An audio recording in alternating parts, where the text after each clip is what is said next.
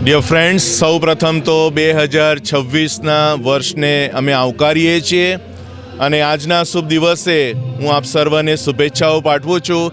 Happy new year.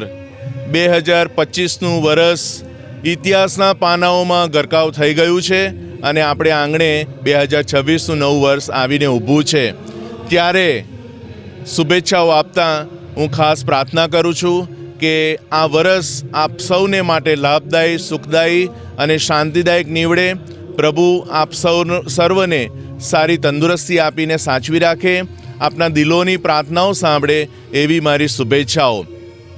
આજે માતા ધર્મસભા જ્યારે આ તહેવાર મનાવી રહી છે ત્યારે પ્રભુ ઈસુ હંમેશા તમને એમની કૃપાઓથી ભરપૂર કરે એ જ મારી પ્રાર્થના છે.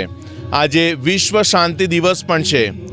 દુનિયાના ઘણા દેશોની અંદર યુદ્ધનો માહોલ છે, લોકોની અંદર ચિંતા છે.